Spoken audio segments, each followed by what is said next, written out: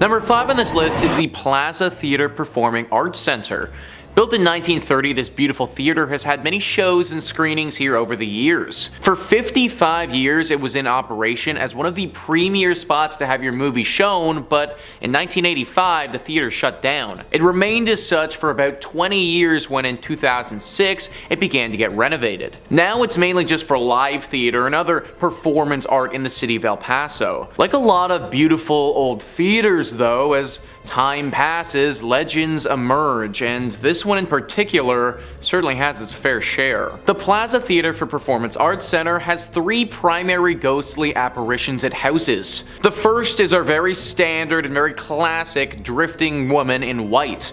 Looking sad and down on her luck, the spirit of this woman will often drift around through the rafters and has been seen by many workers throughout the years. The second is a man in all black who materializes in front of people. He's described a bit like a shadow creature, but slightly less menacing.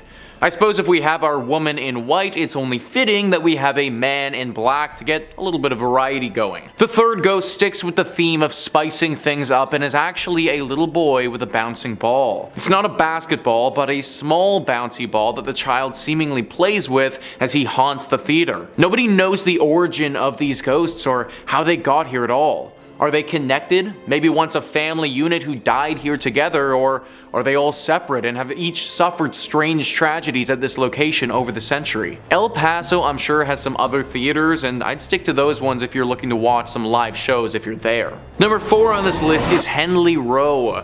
Located on the Texan island of Galveston on the Gulf Coast, this is the most famous haunted spot for locals in the region. Texas Highways writes, "It's not surprising that Henley Row is a hotspot for supernatural activity. Completed between 1855 and 1858 for shippers and cotton brokers, it was the town's tallest structure during the Civil War. The roof doubled as a Confederate lookout for Union ships. Galveston and nearby barrier islands, history have been laced with tragedy. It was the site of a bloody Civil War fight, and serial epidemics of yellow fever decimated the populace. Hurricanes blast through regularly. The 1990 storm left up to 12,000 casualties in the worst natural disaster in U.S. history. No wonder Texas writer Brian Woolley called Galveston an old cemetery with a beach attached. The resident ghosts of Henley Row represent aspects of Galveston history. There's the Confederate soldier seen on the roof and around the building. The bloodied teenage factory worker is a vestige of the building's cotton grading days. The lady in white and the running and playing little boy and little girl are thought to be 1900 storm victims. The upper floors house apartments and offices now, but Henley Market's glass ceiling reveals views of stairs and landings. During renovations, workers reported tools mysteriously moving around. Staff recall other spooky experiences as well. Some years ago, a friend gave her old photo of Dr. Wilbur from a house on Church Street that's always displayed in the shop. When Hurricane Ike inundated the building with 10 feet of water in 2008, the photo went undamaged while many other things were destroyed. Every year on November 1st, employees construct an elaborate Day of the Dead altar that includes the photo and lighted candles. Before closing, the staff follows a 3-person backup routine to ensure the candles are completely extinguished, even dousing them with water. Yet almost every single year, 1 or more candles are burning the next morning. I can't imagine working at a place where we had to light candles for our ghost altar. Like, that action alone would make me want to quit immediately. I suppose the one good thing is that the ghosts here don't appear to be particularly evil or wanting to inflict harm. Still though, waking up and heading to work is already a tall task as it is, but knowing that there's a dead little boy and girl waiting there, yeah, that's a solid no-go for me. Number 3 on this list is the USS Lexington. The ship has its own museum dedicated to it now, and it is 100% haunted. The decommissioned World War II aircraft carrier is riddled with different phantoms. This museum is literally said to receive, on average, hundreds of reports of ghostly apparitions in 1 year. That is so much supernatural energy that has just congregated here. Now, World War II was obviously an awful time, and if this boat played a major role in the Battle of the Atlantic, which I imagine it did, then it assuredly saw its fair share of tragedies. The ghosts are not quiet about their presence, they make themselves very known. One of the most famous ones resides in the engine room. Apparently, visitors will go there and a spirit will form explaining the engines and how they work. Then, when his lecture is over, poof, He will be gone in a puff of smoke. There's also a general sailor that walks around the ship and is actually said to be rather helpful. However, with these tame ghosts, there are some troublemakers as well. Small items that you may have on your person, a wallet, a watch, a phone, a keychain, anything like that are often reported missing after people get on the ship. If you do intend to go here, then hold on to your valuables very closely and get ready for a long lecture on engines. Number 2 on this list is Bragg Road. For over 100 years now, this road has been haunted by a very strange and ghostly light. It's been seen by hundreds of people during that time and nobody can explain it. Texas Highways says, in the heart of the Big Thicket is Hardin County, and in the heart of Hardin County is the infamous Bragg Road, home to countless sightings of the ghost road light that appears to nighttime travelers on the road between Saratoga and the defunct village of Bragg Station. Before the current road was built, the Arrow Strait clearing served as Santa Fe Railroad's branch line built in 1903. From its inception, locals considered the line haunted by Mexican laborers murdered by a thieving foreman, a deserter shot by Confederate soldiers, a hunter lost forever in the woods, and a decapitated railroad brakeman searching for his head. But all the stories share a common theme, a floating orb of light. The road replaced the railroad tracks in 1934, but the light remained, seen by hundreds of people over the decades. In the 1960s, Archer Fullingham, editor of the County News, spread its notoriety in articles. National Geographic published a clear photo of the light in a 1974 feature about the Big Thicket. Texas folklorist Francis Albernithi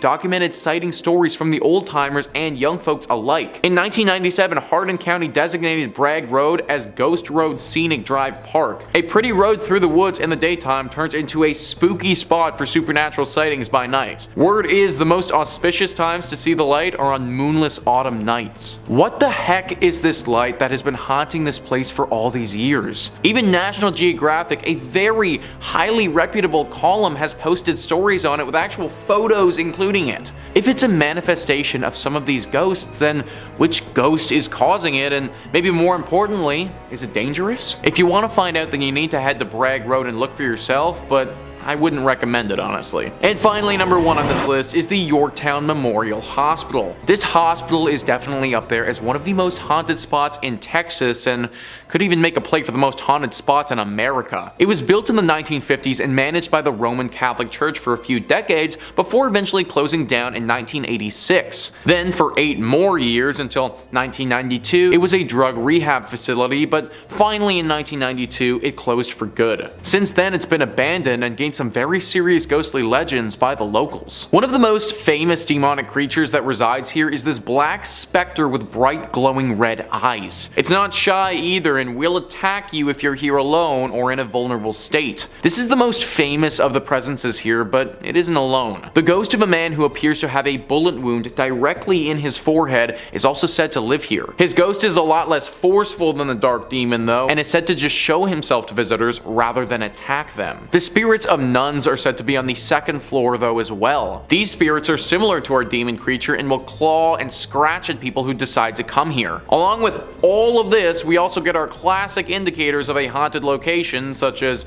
feelings of despair as you walk through, temperature changes, and moans echoing throughout the building. Avoid this place at all costs if you want to keep a tight grip of your sanity. Number 5 on this list is Woman Hollering Creek. The Woman Hollering Creek is a very scary and haunted place located very close to San Antonio. It's haunted by a very dangerous ghost of a woman. The legend says that a woman who was in a horrible marriage, one where her husband would sadly abuse her, started to lose her mind. She fell into a deep depression and in the creek that we're looking at, drowned her. She did this right before she took her own life as well, making it one of the saddest tragedies in this region's history. Well, it seems that her spirit never actually moved on. Her ghost is believed to regret what she did and how it all happened and can't find peace. Her regret manifests itself in a very sick and scary way though. She misses her children, and it's believed that if a child is by the bank, she will grab them and bring them down to the bottom of the creek with her to be her friend. Sadly, as you may have guessed, this doesn't go well for whoever was taken. This is why parents warn their children about going near this place without their supervision. It's very likely that this legend is just a tale made up by parents to scare their kids into staying by their side, but considering the potential consequences, I wouldn't want to take the risk. Number 4 on this list is La Carafe. Most times, bars are a sanctuary. In fact, in the entirety of the time that I've been hosting on this channel, I don't know if I've ever talked about a haunted bar before. Hard to get a place haunted when everybody that goes there is usually drinking and having a good time. A haunted bar is exactly what we have with this entry though. Thrillist says, some bars have that special, boozy charm that keeps the wine flowing and customers returning.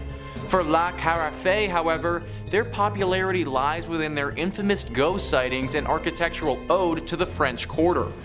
Built in 1847, this bar is said to be the oldest pub in the downtown Market Square district. Every inch of the cozy nook sports an eclectic history, from the numerous black and white photographs on the walls to the tales of important figures such as Sam Houston being a regular guest there. And considering this building's antiquated age, it's no surprise that a couple of phantoms also call this place home.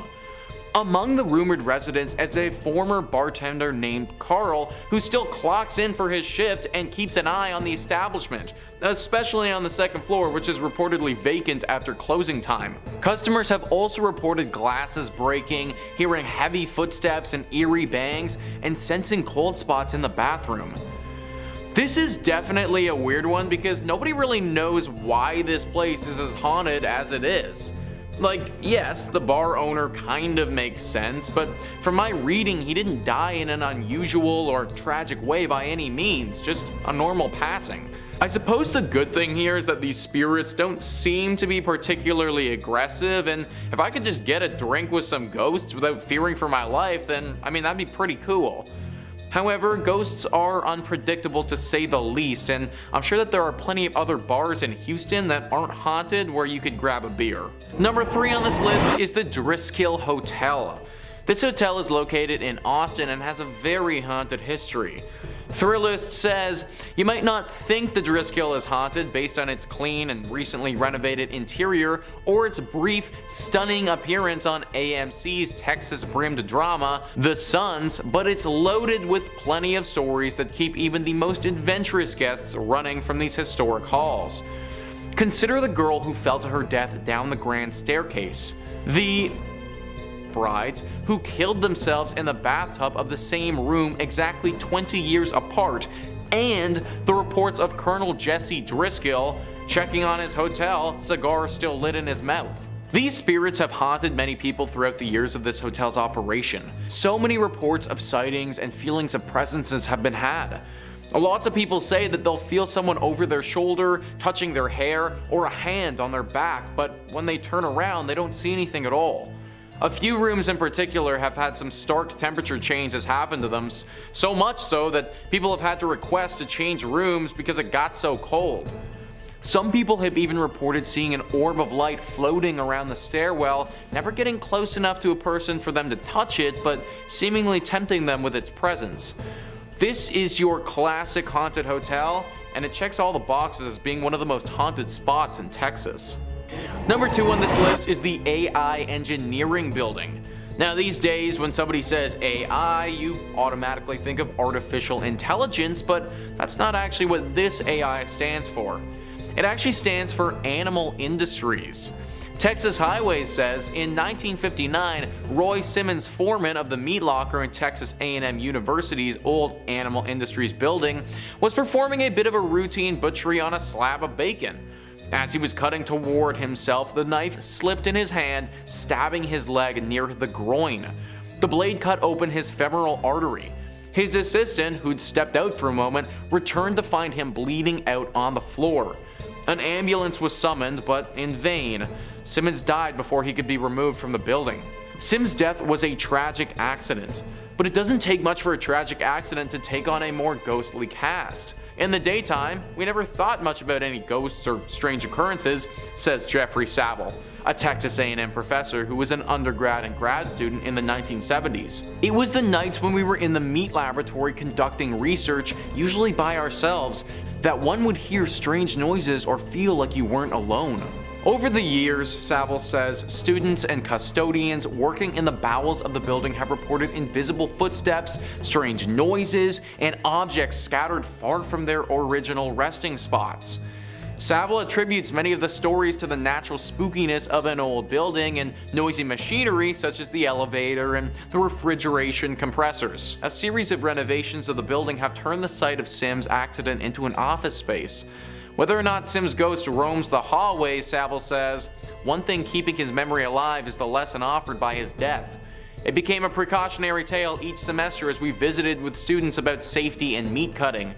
It gets their attention when you tell them that somebody lost their life because of a knife accident. And I imagine it also gets their attention when his literal ghost is haunting them as they try to learn. If you're big into animal industries, then maybe look at some other schooling options before settling in on Texas A&M. And finally, number 1 on this list is Goatman's Bridge. Now, this bridge isn't the greatest of all time like the name might suggest. In fact, it's probably one of the worst bridges of all time based on how freaking haunted it is. It was built back in 1884 and initially was used as a very popular spot to move cattle across. Over the years, a tragedy struck this bridge that has it being haunted by a dark and demonic spirit. It's a sad story where a colored goat farmer was murdered by some Klansmen on this bridge many years ago. It's believed that the demonic spirit that haunts this place now is that of this goat farmer who was horribly wronged back then. Locals around this area do not go over this bridge at nighttime unless they really have to. So many sightings have happened over the years where people will go over the bridge and be met on the other side by said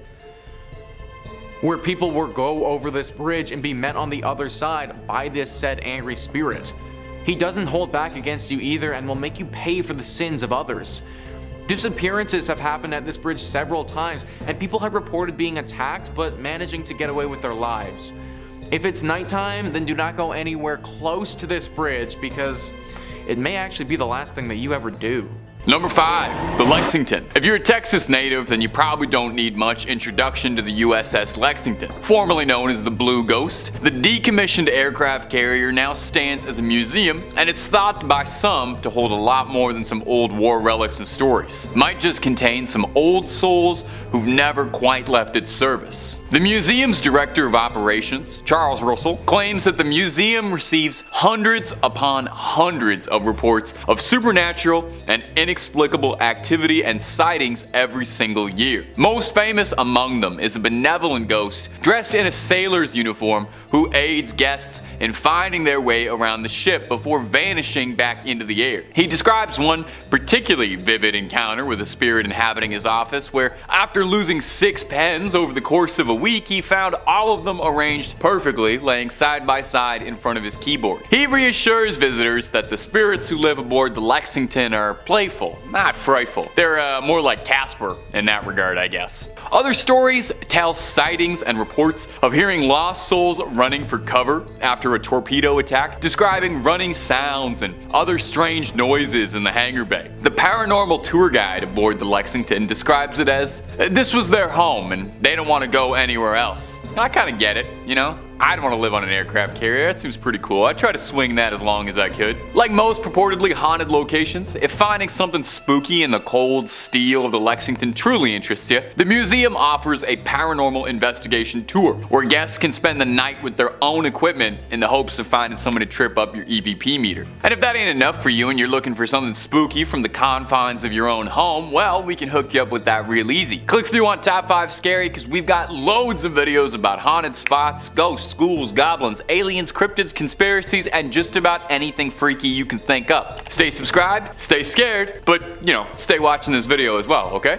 We worked hard. Number 4. Le Carafe. Le Carafe up in Houston looks unassuming at first. Looks like a pretty typical dive bar experience. Looks nice though, I definitely would like to go. But if you believe the rumors, allegedly this is one of the most haunted buildings in the entire state. The bar also is one of the oldest buildings in Texas as well, having been initially built sometime in the early 1800s. It's seen life as quite a few things: a pharmacy, an apothecary, a bakery, and eventually Le Carafe. So it's not not too surprising that in all of its years of service, picked up a few guests who aren't ready to pay the bill and leave just yet. Many regular customers have a ghost story to tell you, as well as the bartenders. Many report strange noises, a glass breaking mysteriously, some even seeing lipstick stains on a glass they're drinking from appear out of nowhere. Do ghosts have germs? Is it safe to share a drink with a ghost? I don't know if I would do that unless we got to know each other a bit first, and then hey, anything can happen. I'm open. The bar is said to be haunted by a former tender named Carl, who frequent guests claim they can hear shouting out for last call still years after passing the bar.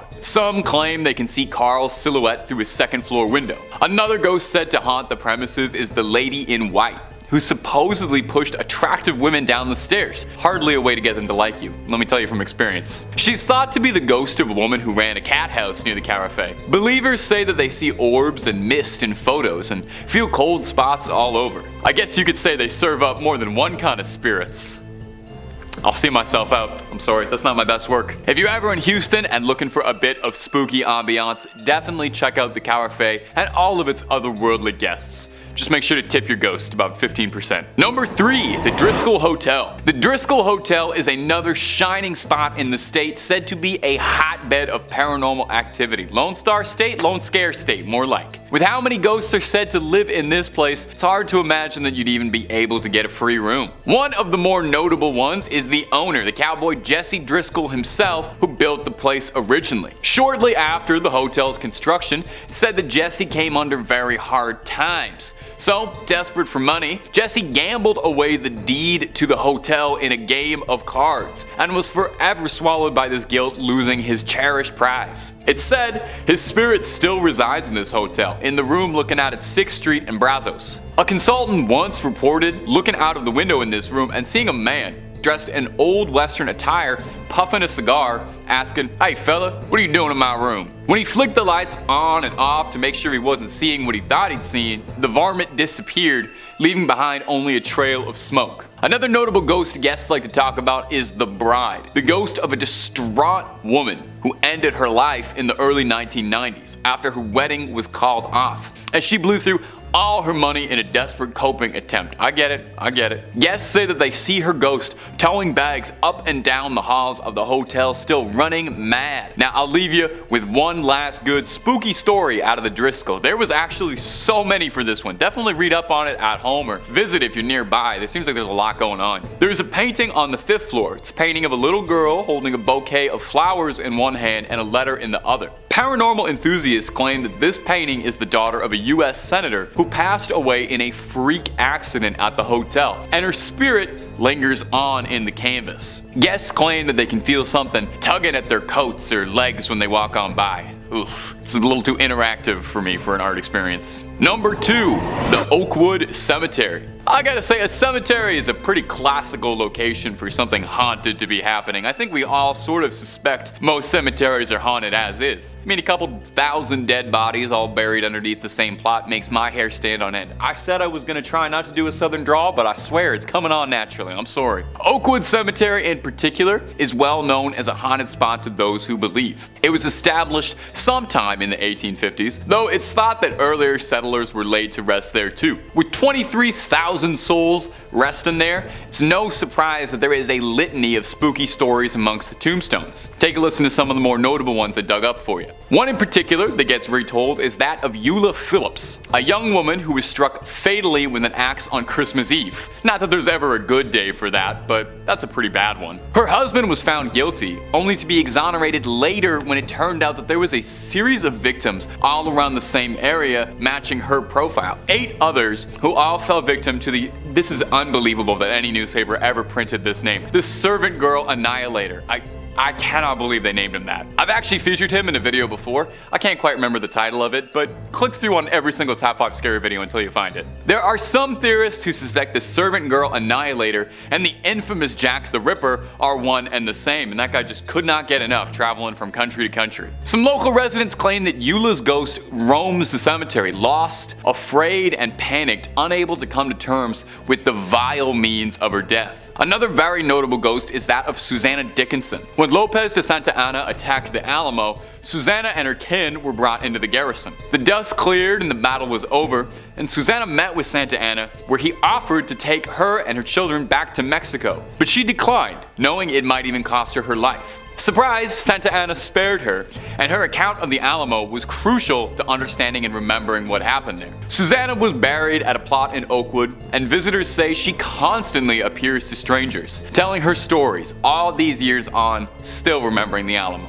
And number 1, Yorktown Memorial Hospital. About 80 miles southeast of San Antonio is Yorktown, a small community with a population that barely exceeds a couple thousand. Probably a good reason for that, because if the legends are to be believed, the hauntings at the Yorktown Memorial Hospital might be keeping people away. The hospital was built in 1951, where it operated for a bit, and was eventually took over by the Felician Sisters of the Roman Catholic Church, who kept the place running until late 1986 when it was abandoned, where it still sits today, almost as if nothing's happened. It looks like everybody just packed up and left. It's said that over 2,000 people call Yorktown their final resting spot, with 500 of those all occurring during the small tenure of the nuns running the hospital. These days, of course, the hospital's sickly lime green walls don't really see a lot of patients. Mostly just ghost hunters and seekers of the paranormal looking for something lurking left behind. And if the stories are true, this place is filled with restless ghosts. Explorers report everything from disembodied voices to sounds of wheelchairs creaking, mysterious flashes of lights, orbs, mists, cold chills, you know, the usual who's who greatest hits of haunted spots. Now, you don't even need to be told this place is haunted to worry about it. I mean, just look at it. The place looks like it's straight out of Silent Hill, down to the rusted pipes and leaky hallways, but don't fret, no, there are ghosts. One in particular is that of a late surgeon, one Leon Norirski. He was infamous around the hospital for his sloppy handiwork, and was said to have lost a number of patients in his time, and his spirit as such has been cursed to wander the facilities endlessly. Keeps writing terrifying messages on the wall, but no one can read them because he's a doctor. That's not my best work. I'm really sorry. Some of these should have stayed on the writing board. Another infamous ghost is that of Sally, a young girl who's said to still live in the hospital's halls, heard happily playing, jovially dancing around, and even asking explorers to read her favorite story when she encounters them. I hope someone takes her up on that. Not me though, nothing personal. I just have like a policy about not reading stories to ghosts.